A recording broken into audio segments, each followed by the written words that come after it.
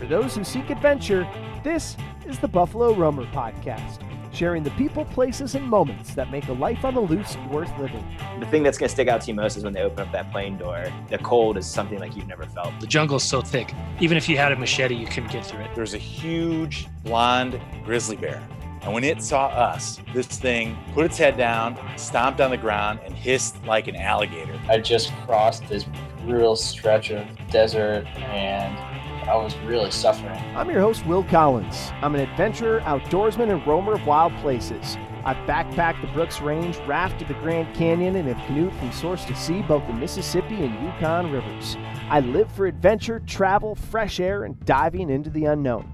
And now, I hope to share my passion with you on the Buffalo Roamer Podcast. Here we go, episode 70. Thanks for tuning in. Whether this is your first time listening or you've been riding with me since day one, I appreciate you. Don't forget to subscribe to the podcast if you're enjoying the show, and share it with some of your outdoorsy friends if you're enjoying it. Today's podcast got a great one lined up for you. It is brought to you by Fischel Paddles, fine, handcrafted wooden canoe paddles made in the USA. I love my paddle. I use it every time I go out. I love the shape of it, the feel of it, and I know you'll love it too if you get your hands on one. Check them out at fischelpaddles.com. Fischel Paddles, that's F-I-S-H-E-L-L, fine, handcrafted wooden canoe paddles. Also, I got a backcountry canoe trip, a guided Buffalo Roamer trip, August 17th through the 20th. That's 2023. Still have a few spots open for that one. So if you'd like to join us on the Wisconsin River, the lower Wisconsin River, it's absolutely wild and beautiful. Sandbar camping, completely guided with me and some other guests on this Buffalo Roamer trip. It's going to be a blast. So still got a few spots open for that. You can check out the website, buffaloroamer.com. You can find the trip on there, some details, or the best way is shoot me an email, buffaloroamer@yahoo. If you have interest, and we'd love to get you on that trip. It's going to be a blast. 4 days, 3 nights canoe camping, the lower Wisconsin River. We go all the way to the confluence of the Wisconsin River and the mighty Mississippi. It's absolutely stunningly beautiful. I can't wait for that trip. So if you're interested in joining us on that, got only a few spots left, shoot me an email. Okay, today's episode is with Dennis Rogers of the Canoehound Outdoor Show. I really enjoyed talking with Dennis. He's a great guy, outdoorsman, and a fellow podcaster. He has his own show on YouTube under the name, of course, the Canoehound Outdoor Show. So without further ado, let's talk to the Canoehound himself, Dennis Rogers, on Buffalo Roamer Outdoors, episode 70. Dennis, excited to talk to you, man. It's been a little phone tag we've been playing a little bit of. We've been trying to do this for quite some time now. I was on your show a while ago, but yeah, excited to connect with you. How you doing? Yeah, you know what? I'm doing great, Will. Thanks for having me on. Yeah, it's been a bit of a fun ride trying to get ourselves connected here, with your busy schedule and my busy schedule, and we finally met in the middle here, so that's good stuff. Yeah, absolutely. Well, summer is in full swing as we talk here. What is it? Middle of July is when we're, or middle of June, I should say, is when we're talking. Your show just wrapped up. You do a live show every Tuesday night. I don't know what the season is for your show, but tell me a little bit about the Canoehound Outdoor Show and kind of how things are going for you at the moment with it being winding down. Yeah, Canoehound's Outdoor Adventure Show, we're just finished up our 4th season. Show seasons usually run from September until May, end of May.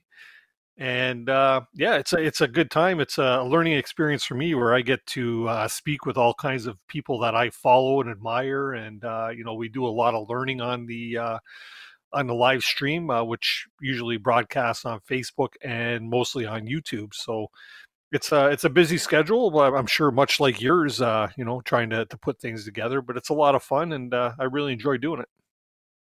Yeah, it's awesome. I've enjoyed following the show, and a little bit different than mine in that you're live, you're rocking and rolling, not much rescheduling like we've been able to do. It adds a little different dynamic, huh? Yeah, there's not a lot of room for error, that's for sure, and if you watch one of my shows, you'll see a lot of errors. So yeah, it happens. The biggest thing is me usually tripping over my tongue. So yeah. That's funny. How long have you been doing it? You said 4th season. How did it come about, the Canoehound Outdoor Show? And yeah, tell me how it started and where it came from. Well, I've been an outdoorsman for the better part of my life. I could say, I guess I started out as an outdoors boy, and now I'm an outdoors man, right? And yeah, I've always had the love for the outdoors, and I've always enjoyed capturing my adventures, my trips, my canoe trips up north. I'm talking about northern Ontario, and through capturing that, I always wanted to share these different adventures that I take with family and friends, and hence the YouTube channel started. And it started like way back in 2013, and I did a little bit, and then all of a sudden it kind of dropped off the radar, and then I really kicked it back into gear about 5 years ago.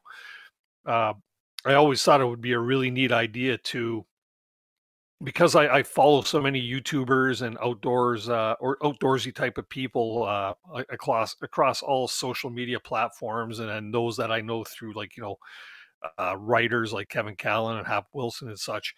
I always thought it'd be really cool to be able to talk to and interview the people that I admire, that I look up to in the backcountry. And I thought, hey, why not do the Johnny Carson thing, right? And for those of you that are old enough to remember Johnny Carson, and I thought it'd be a great opportunity to talk to these people and get to learn a little bit more about them. And hence, 4 years ago, Canoehound's Outdoor Adventures show found its beginnings. So we're like 136 episodes in already. That's awesome, man. That's great. And how did the love of canoeing and the outdoors start for you? You mentioned as a kid you were out and about, but where'd you grow up as a kid, and what did that look like, and how did canoeing specifically call to you? Well, I was a Boy Scout when I was a kid. I wasn't the best Boy Scout. I was one of those Boy Scouts that always out on things, too busy. And this is kind of an oxymoron, but I was always too busy playing in the outdoors that I didn't want to be on the indoors learning Boy Scouting things. So, that one thing grew to another, and Mom and Dad used to take us camping all the time, front country in trailers or tents or what have you. And eventually, when I got old enough to do my own thing, and I was out of the house, one of my buddies invited me on a canoe trip, and it was his first time too. And I'll tell you, it was a real unorganized ordeal it was. And we aluminum canoes, we brought coolers, we brought baseball gloves and frisbees, and this is going into the backcountry. Like, we had no idea. We were sleeping we each had a pop tent, and I'm like 6'1", so a pop tent is small, right? My feet were sticking out the end, and it was a real mess. It was a real mess. I did it that one time, and I haven't missed a year since. So it's been a nice gradual ride. That's amazing. And yeah, whereabouts? If you're going out into the woods, where do you go? What are your kind of go-to places for canoe camping? As I mentioned, I'm from Ontario, Canada, so I live sort of a stone's throw from Niagara Falls, and there's not a lot of real outdoorsy, experiencey things to do around here, as far as camping or canoeing. There are areas to paddle, but for me, my North Country begins about 5 hours north of where I am, heading up towards North Bay, Ontario, or Sudbury, Ontario, and beyond. And that's where I start finding my true North Country. So every opportunity I do get available to go, that's usually where I'm headed, is somewhere north of there to experience crownland camping in Ontario rather than provincial. I love it. And what's the pull for you to canoeing as opposed to all these different types of outdoor, backpacking, biking, whatever other means of travel there is? Why canoeing for you? Well, there are a lot of different aspects to getting out into the backcountry, like you said, hiking or backpacking or cycling. I also cycle. I'm a mountain biker as well. Haven't done much of it of late, but I'm getting back into that now. But I just find the solitude of out there on the water paddling and seeing a shoreline all the way around you. It's really captivating. It's really mesmerizing. Getting back into places that with a little less effort than, carrying constantly a backpack with you and stuff like that, right? Just getting out there and exploring what nature has to hold for you, and yeah, to me it's just magical. When I get out there, my mind is in a different place. Yeah, I'm with you. It's the best, isn't it? It's funny how it works too. It's like it usually takes like a day or 2 days to kind of get into the groove and forget about all the front country stuff that you left behind. You're still kind of thinking about work or the tasks that you had to do. And then it's funny how just, every time, a day or two into it, that stuff starts to fade, and then you just kind of get into the groove of the backcountry and the outdoors, and it's just the best, isn't it? Exactly. Yeah. That it's that your first day out there, you've done your travel to get to wherever your destination is. In my case, it's usually driving throughout the night, like I say, 5-6 hours throughout the night to launch in the morning. And when you get there, your first day, you just give her. You're on your second or third wind.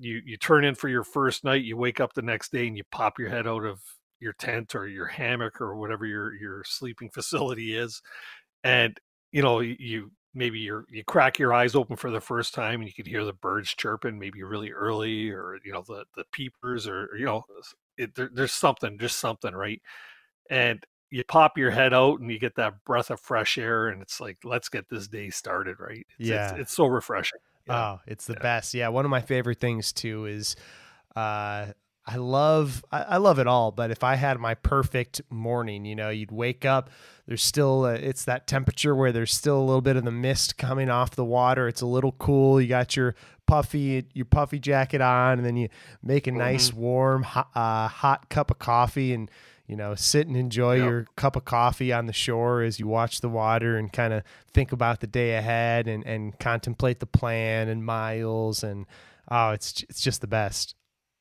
Keep talking, Will. You got me drifting off here. I know it. It's great. It's great.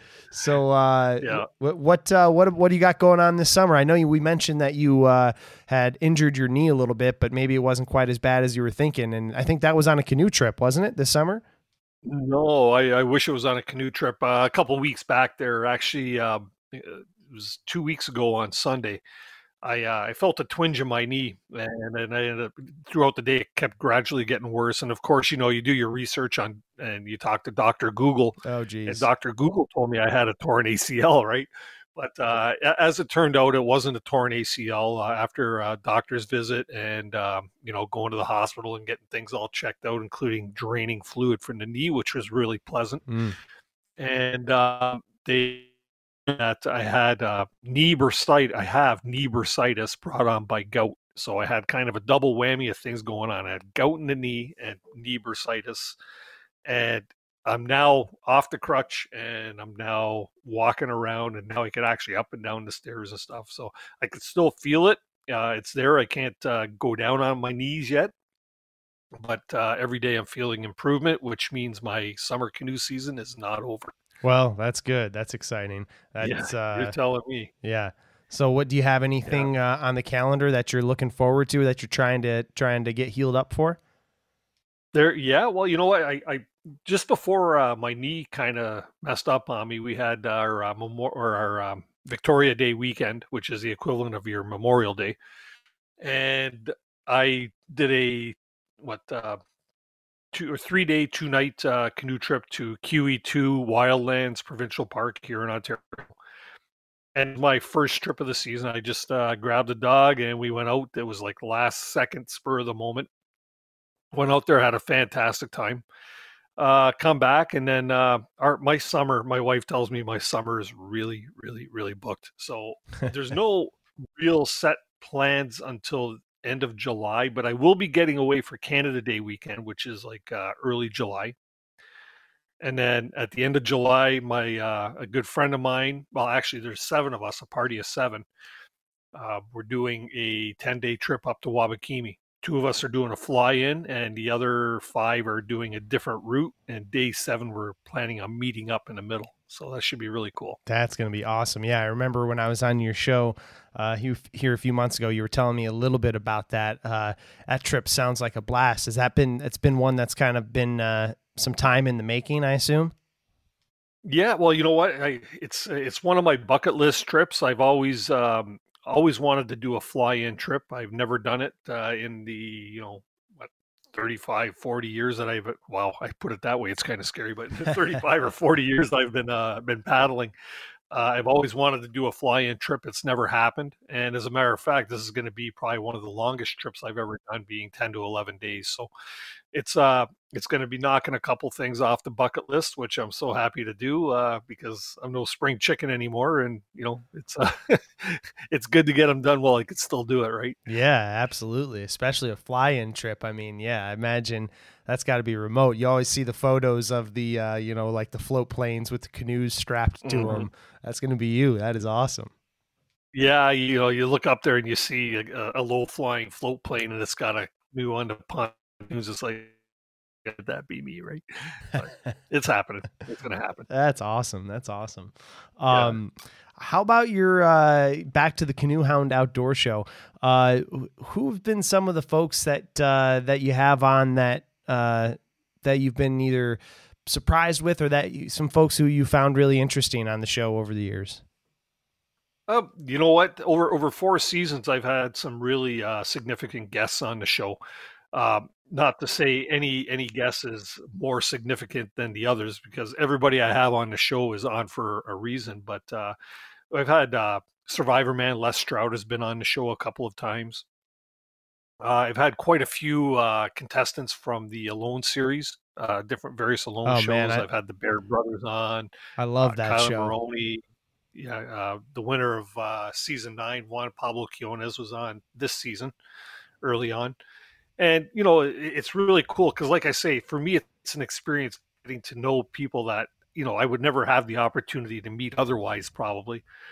But to get to learn a little bit more about their story. And I find that the more I get on with Canoehound's Outdoor Adventure Show, more people are hearing about it now.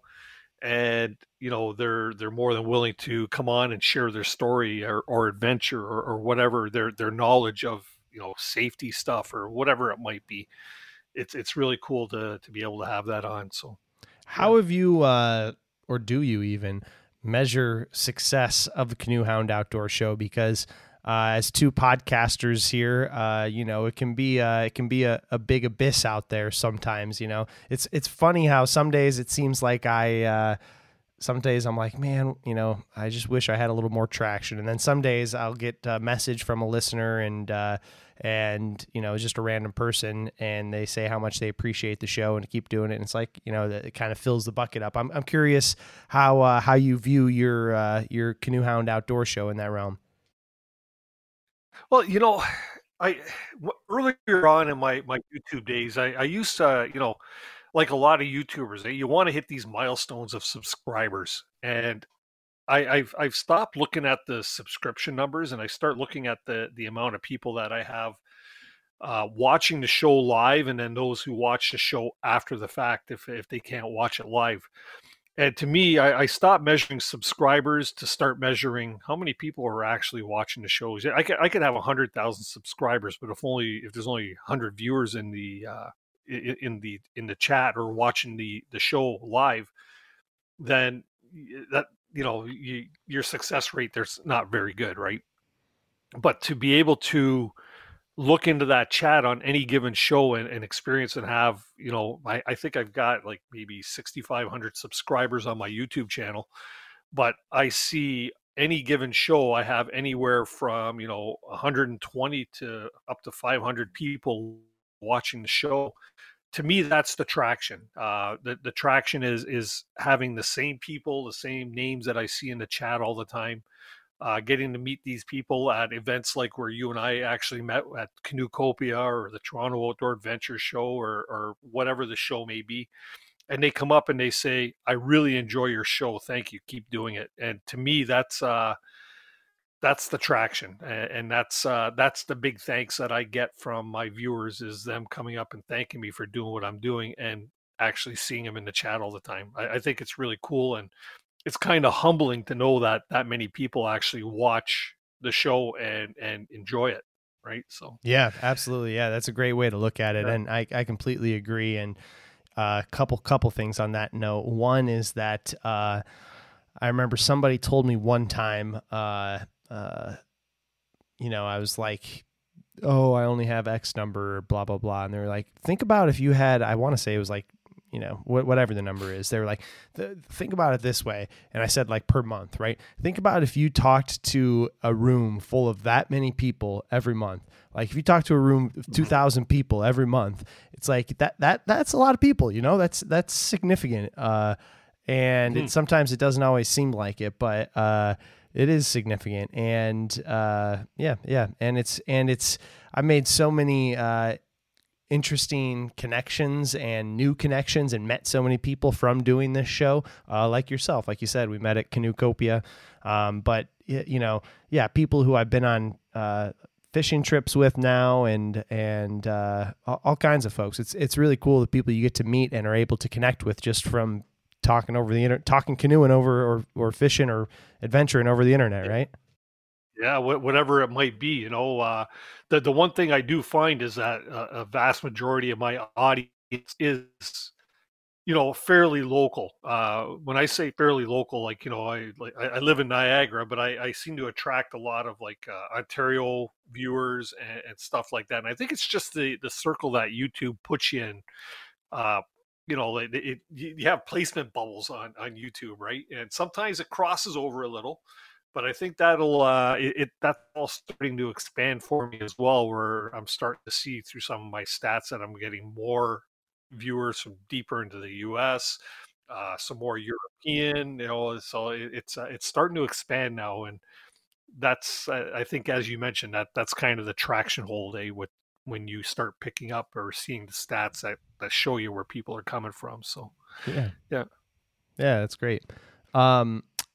How about back to canoeing? Do you consider yourself a gear guy, or are you not too particular about your gear and gadgets? Where do you sit on that spectrum? I am a total gearhead. Yeah. If you've seen my gear room down there, which I tidied up there about a month and a half ago, I walked down there and I just said, oh my, what am I going to do with all this stuff? 'Cause it all accumulates, and I don't know if you face the same, well, not face the same thing, but if you have the same opportunities where, a lot of companies will reach out, they'll just send you stuff to try out, and of course they want you to do reviews and stuff like that. And I'm pretty brand loyal when it comes to the stuff that I actually use. All of the sponsors I have on my show are sponsors for a reason. It's because I use their products and I have for years. Or I plan to use them for years, because not because they're sponsors, but because I enjoy their products and I know it's good stuff, right? But some of the Chinese market stuff that gets sent, and I put together a huge yard sale bag or box down there for my daughter's yard sale and said, just sell it. You know what I mean? But yeah, I've got multiple tents, multiple backpacks, not like everything to do with camping. Your sleeping bags, winter gear. Like, what are what are some gadgets? Two questions. Some gadgets maybe that you've been high on recently, and then what are a couple of the the stalwarts of the breadwinners in your gear and gadget bags that you always have with on the canoe trip? Well, okay. There are a few things, like aside from my big essentials being my canoes. As you may know, I'm a kind of an ambassador for Novacraft canoes. Why? Because I've been paddling them for like over 20 years now. I absolutely love their canoes, good quality and stuff. But not to make it a commercial, but like my Hennessy hammock, I've kind of given up tent camping for hammock camping. Really? And I sleep soundly every night. Huh. Well, every night I'm camping anyways in my Hennessy hammock. So what's your hammock rig? How do you do it? And do you have a net, or you put a sleeping pad in the base of it and then just sleep on the sleeping pad? What's your hammock setup? Okay, so the Hennessy hammock it's got a built-in bug net on it already, so it's a side zip Hang it on a tree using like a daisy chain type of strap, and yeah, just a tarp over top. And I usually do in the colder weather, I'll put an underquilt. I also have a 4-season, really like rated to -40 underquilt, but I haven't used that too often. And then in the summertime, I'll usually just put a Thermarest Scout sleeping pad inside, just to keep that cold back syndrome away. And it works fantastic. Like I say, I wouldn't trade my hammock in for nothing.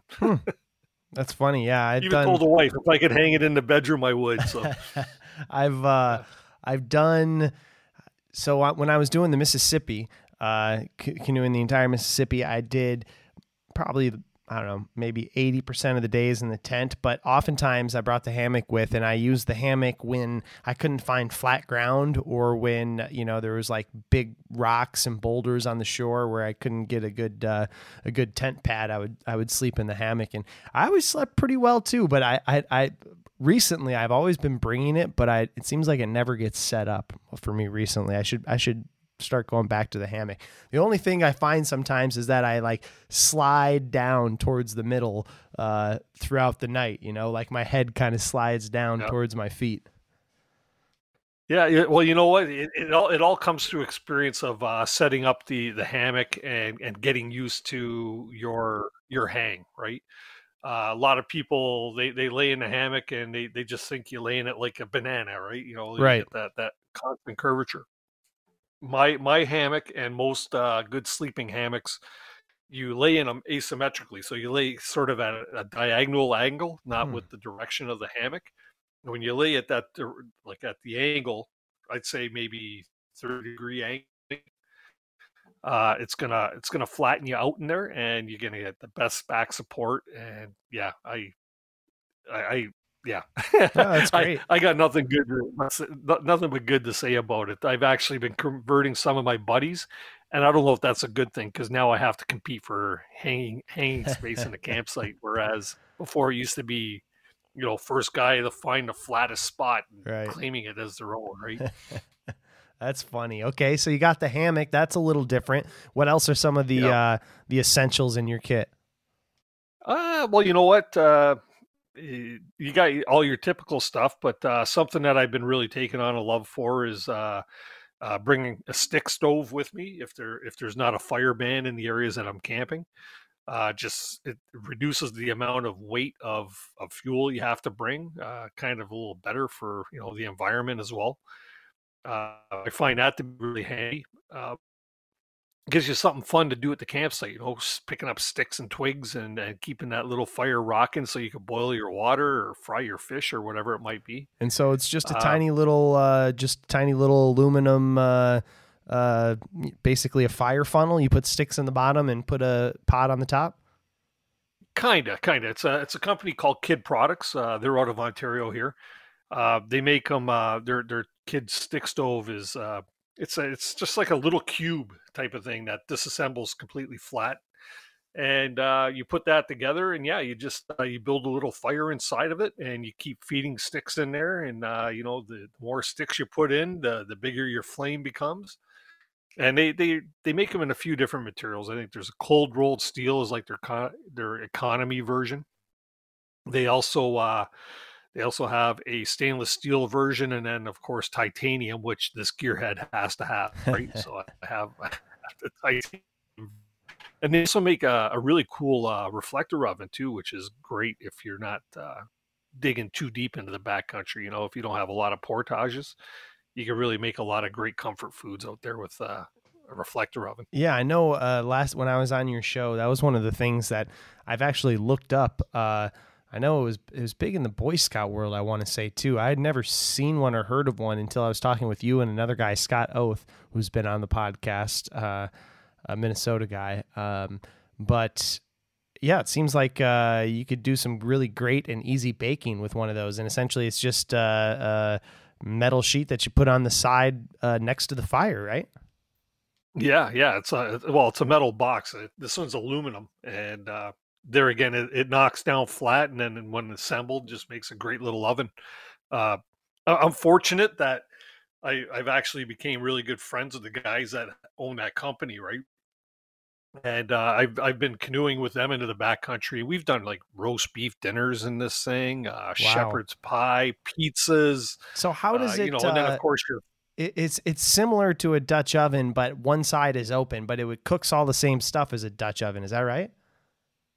Well, yeah, kind of, because you could do the breads and the baking and, whatever you could put in your oven at home, pretty much, you could almost do out there, right? Right. I've seen guys do chickens in there and stuff. And you just basically you set it up and you put it facing the fire, very close to the fire. And it's the flame right at the front of the fire, or at the front of the stove, which actually creates the amount of heat.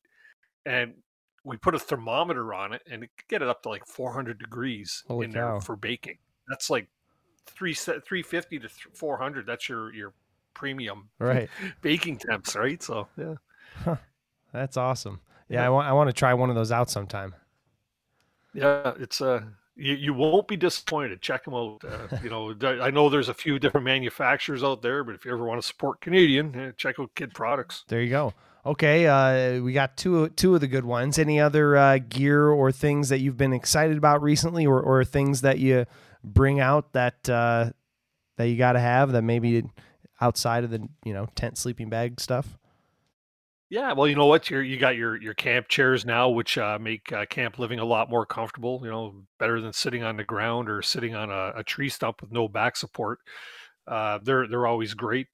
Another thing too would be my titanium pots. That I'm really trying to lighten my load when I go into the backcountry.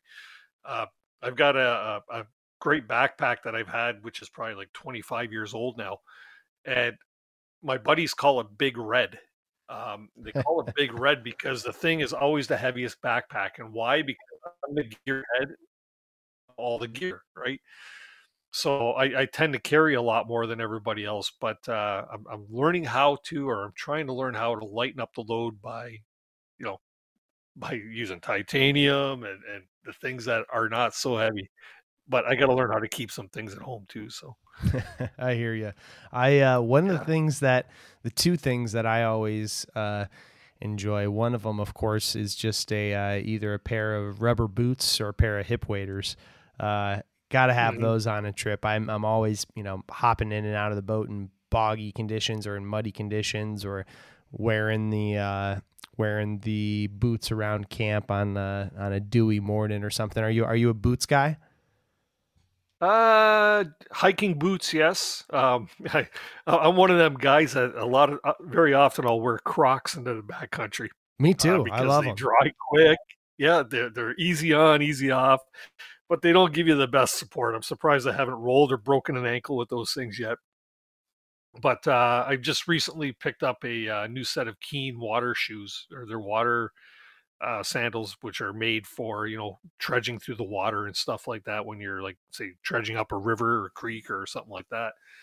And they're really nice. They have a little bit more support. You're not going to feel, or you don't feel like you're going to roll an ankle like you would otherwise. But yeah, with that there, my hiking boots and a wet pair of shoes and a pair for the there you go. I hear you. dry, right? Yeah, So, I've gone. I love the rubber boots. I bring them on every trip, and I usually wear the Crocs as my wet shoes. I have the rubber boots for either getting in and out of the boat, or washing dishes or something at night when I don't want to get my feet wet. And then I have a pair of tennis shoes, to walk around in camp if it's real hot and I don't want to wear the boots. Not a bad idea. I see a lot of canoers with that, with the big rubber boots on and stuff. Hey, to me, that's just one less thing that I have to carry, right? Yeah, you're right. It is a pain organizing them, but I'm always happy when I have my dry feet and everyone else's are soaked. Well, you carry the rubber boots and I'll get you to do the dishes. How's that? Yeah, exactly. Jeez, what a deal. Another little piece of gear that I've really enjoyed recently, I picked one up. I think it's a Canadian company. I don't know how to say it. Agua, A-W, G-A. Agua Canyon saw. Yeah, exactly. Yeah. Or any types of those saws. yeah, I've really enjoyed using those saws. I started bringing a saw and a hatchet on more trips, and man, those things can just rip through some firewood like no problem. Yeah. Well, you got your common saws, like you got your Silkies, right? The Silky Big Boys and the Right. Gomboy. But these guys at Agawa, and they're not sponsors or anything, but I've been using an Agawa Boreal 21 for Yeah, that's what I use. 5 years now, and it's a great saw. They've diversified now. They got smaller ones and bigger ones, and I think they're coming out with an axe too. So that's something pretty cool. They're doing it right because you see them everywhere. Watch YouTube.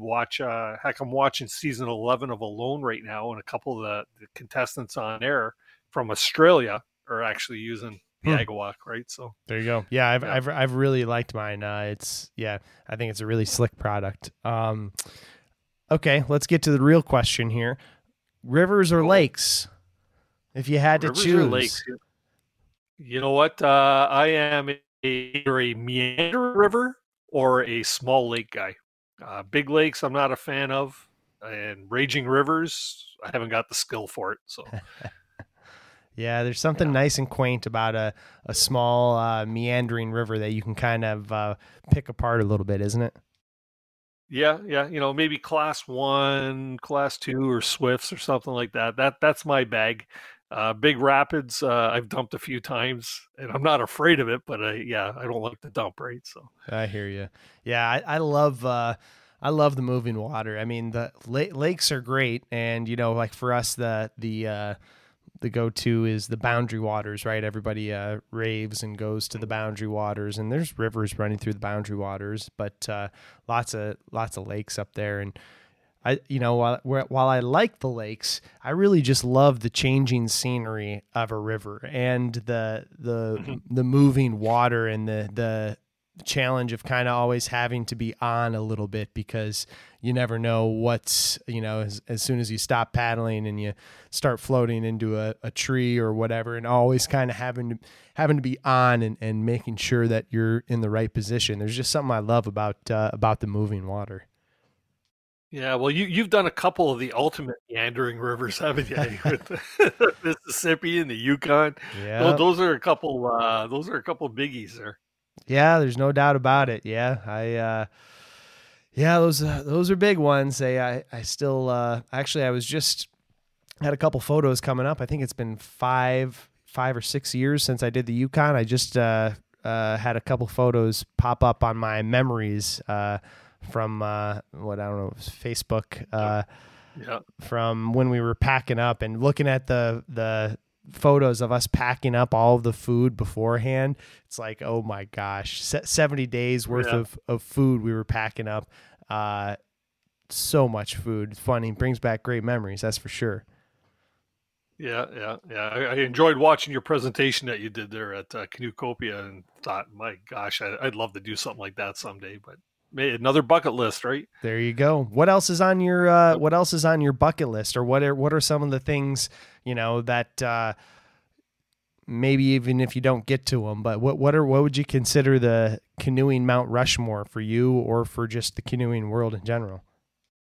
Oh, I'd love to do. There's a couple of larger canoe trips that I've always wanted to do. In Northern Ontario, but I'd like to try and get out of Northern Ontario or like Western New York area to do some paddling. And, I wouldn't mind like getting up to the Yukon myself. That's always been something that I've thought of, or, maybe up into Labrador or something. I call them bucket list trips. But it's not something that I've ever thought of and said, I have to do this, but there is one that I've been wanting to do for years. I've done the headwaters for it. And that's the Mizanabi River, right from the town of Matisse all the way up to Moose Factory. You're looking, I think, 15 plus days to do that. Having the right water conditions is very important, but I've just never been able to grab that amount of time because I'm very family oriented. I've never been able to grab that time to get away from the family to take that adventure. Yeah. But my wife keeps telling me, you know what, do it while you can, right? So maybe I should. There you go. It sounds like a good offer to me. Yeah, there you go. You want to go? Yes. Don't twist my rubber arm, right? Yep. That's good. Yeah, one of the ones that is in the distance that I've always heard about, that I've always wanted to do, is it's on the other side of the country from you, and I always forget the name. It's the Nahanni. Are you familiar with the Nahanni at all? Oh yeah, the Nahanni River. Yep. That's one of the ones on my bucket list. And talk about just, from the photos I've seen, just like screensaver type beauty up there. It looks just absolutely amazing. Yeah. When there's so many new ones that could just pop right up on the radar. Like, the Nahanni always used to be a big one for me too, in my earlier days of canoeing and stuff. But there again, time frame, right? Time and travel, actually. But you watch these guys on YouTube, guys that I follow anyways, like Jim Baird, Justin Barber. These guys are doing some really epic canoe trips. The Northern Scavengers, there's so many more opportunities than just the beaten path of say, for instance, the Nahanni or in my case, the Mizunabie River. The world is your oyster, right? Get out there and with a little bit of research, you can, possibly put together a canoe route that nobody has ever thought of. So if you're not afraid to put the work in, and you're the kind of guy that's not afraid to put the work in, I don't think. Right? Yeah, you're right. Unfortunately, I think the sad reality is good reality, but the sad reality is, I got myself a fiance now, Dennis, and oh, congrats! Yeah, thank you. But I'm I think the big epic trips are slipping away from me slowly as maybe family starts to come around and all that type of stuff. But I still I've still been telling my fiance every time now, I'm going to have to go away and do another big trip at least some point, So I've been trying to stay on her for watch that. The farm, Will. Yeah, exactly. But you gotta dink and duck with them when you can, right? Get out when you can. And that is the good thing too, is that, we talk about the Mississippi and the Yukon and the Nahanni and all these big epic trips. But man, some of my greatest trips and some of the most fun trips I've had have just been with a crew of guys out for a long weekend, and the amount of laughs you can have and amount of fun time. It's easy to get into the notion that you have to do these Jim Baird type trips in order to really get after it or really get out there. But the reality is you don't. You can go out for a short weekend and have an amazing time and visit a beautiful place. Yeah. I always say your adventure is what your adventure is, right? It's some of my best canoe trips have been just weekenders with my buddies. You go out there, you don't even have to paddle in far, you go in one or two lakes, maybe paddle in 15, 20 kilometers, and you get there and you set up and the laughs start right away. And before you know it, that's, it's a great adventure. It doesn't always have to be big travel. It just has to be good fellowship, right? Yeah, absolutely. That's the thing I always say too, is you always go out there thinking, same with this podcast too. You always go out thinking that it's going to be, the mountains, the river, the fish, the remoteness of it. Or when you're, for these podcasts, you always think it's going to be, the story of the bear or the, the life challenging moment or whatever it is. But it's usually not that stuff that you remember. It's the people you're with. It's the stories that you were telling while you were there. It's the moments you shared with the people. And then the setting kind of sets the moment up for that. But the things that you remember are always the people that you're talking with and the moments that you share with them out there, I found. Yeah. Yeah, that there. And you know what? The trips that go off without a hitch are the ones that you remember the least, right? It's the trips that where you face a little bit of adversity or some challenge or, maybe even some sort of a minor disaster, whatever. Those Yep. are the trips that you tend to remember most, and you like to tell the stories of. I got a few canoe trips that I've done like within the last 15 years that I could barely remember, and it's because they just went off without a hitch. But I could say, yeah, but I do remember that one day that we paddled into a headwind for like 20 kilometers or Yep. something, right? It's funny that that's the only part of the trip that you actually remember. That is funny too. You're exactly right. Yeah. Yeah, it's always the hard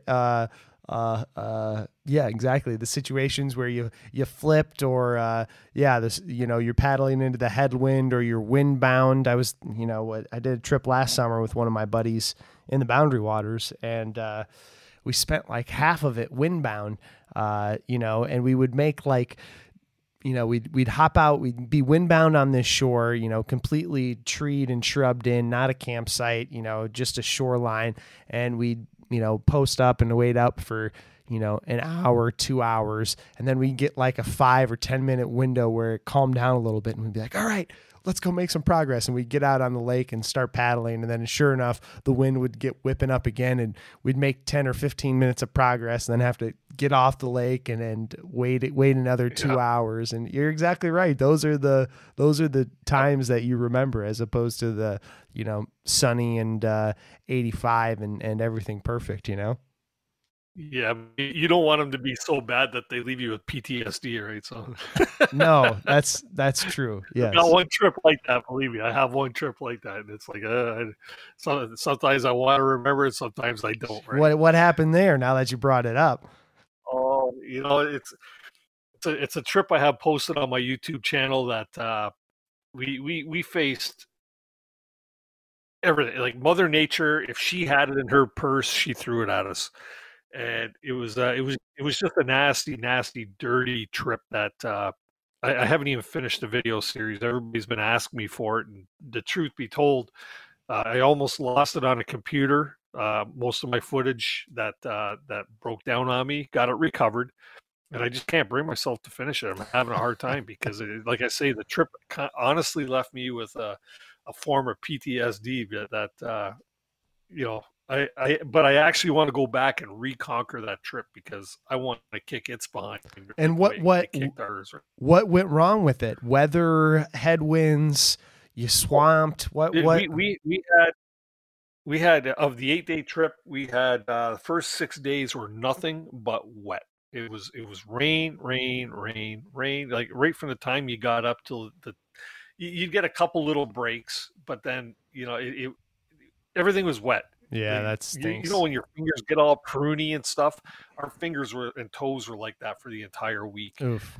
We had portages that were just, because of the rain, were just big, muddy, boggy pits, and the headwinds. You know what? It was just the way everything, the long portages. It was almost like we weren't prepared for the trip, even though we were totally prepared for it. You know what I mean? Oh man, we had a rescue situation kind of where we met these people about day 2 or 3, and then they were doing the same loop but opposite direction, and right where we were wanting to camp on probably the worst day of the trip, and I called it, the video is titled "Worst Day of Canoeing Ever."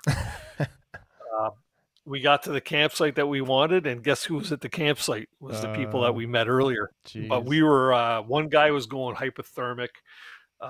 We hadn't eaten. We were all completely wet from like slogging through these marshes, walking the canoes through. It was horrible. They actually told us, get yourselves up here under our camp, and they took pity. Yeah, they did. They made us some soup, cut up salami for us. It was a small site. They go, well, here, maybe we could shoehorn a tent in here and a tent there, and the guys are all bunking together. It's like they come to the rescue, and they were actually on my show. I had an episode with them, Glenn and Carol. That's funny. And they're a couple that are maybe slightly older than I am. And they've paddled across Canada. They do some really epic journeys, and they raise money for a local food bank called they call their canoe journeys Canoe for Change. So that's awesome, amazing. Other than the hypothermia, but it's nice to be able to be helped out, right?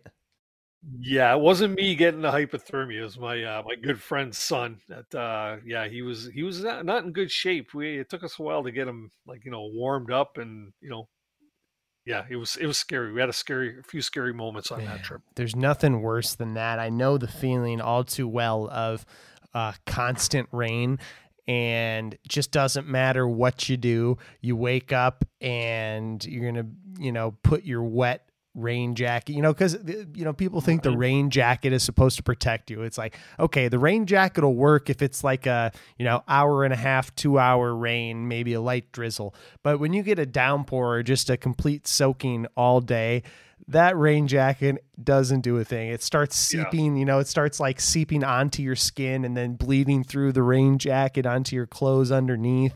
Oh man, that is the worst. I think the best thing you can do in a huge rainstorm or when it's like that is just to find camp, hunker down underneath your tarp, and stay. Yeah, You know what I you're mean? exactly right. Sometimes setting off in the rainy weather, unless you absolutely have to, sometimes it's not the best situation to head out like that, because that's where you run into trouble. That's where like you say, eventually.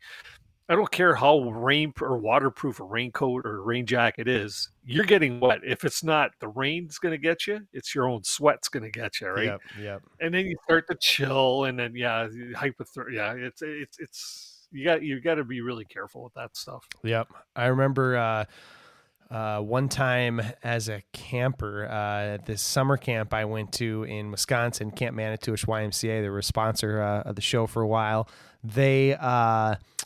So I was a camper on this trip, a kayaking trip in Lake, where was it? I think it was in Georgian Bay, which is what, Lake Huron? Is that right? Yeah. And so we were, I'm trying to think if that's where it was. It might have been somewhere else. It might have been Voyageurs National Park, but regardless, we were paddling and I was in a tandem kayak with a guy. And I think we were probably 14 or 15.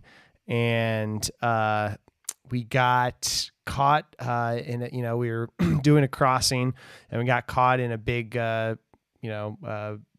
big chop and big swells. And we got our tandem kayak caught broadside on one of the swells. We were doing just fine. And then we got caught broadside on one of the swells and ended up tipping. And it was kind of a cool day and the water was absolutely freezing.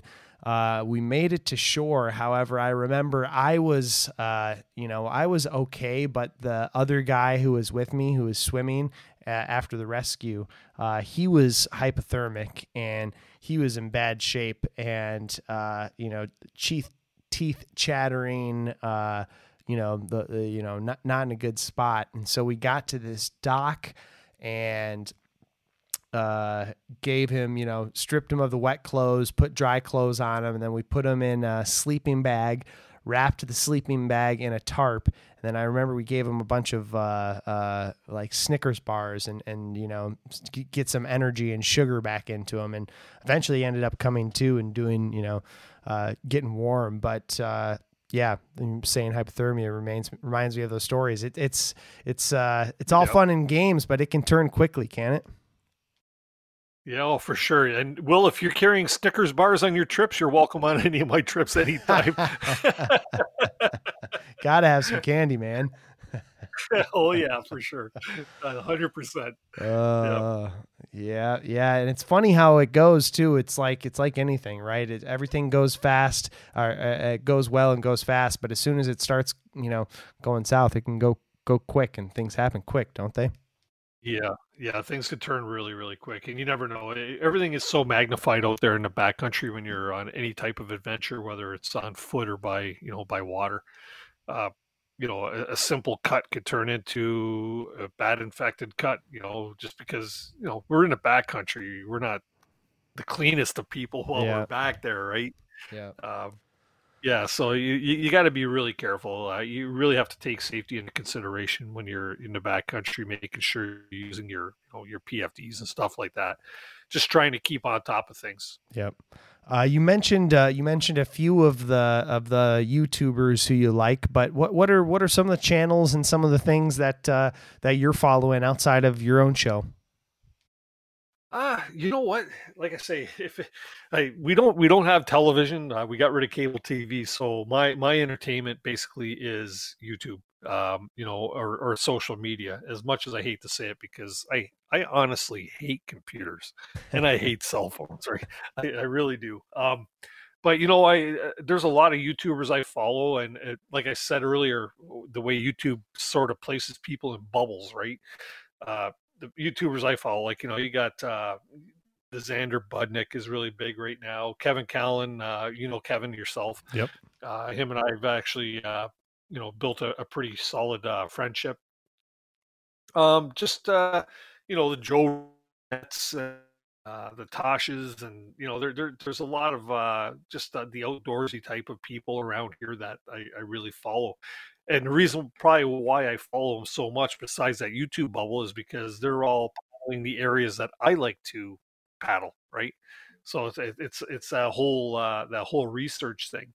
To have to be fortunate enough to have like somebody that I've always thought of as an icon, a real hero to me for backcountry paddling, Hap Wilson. The first time I met Hap in person, but also to have him on the show, my daughter told me I was fangirling, right? And it's just because, I cut my teeth on his literature and his guidebooks for like the Temagami region of Ontario.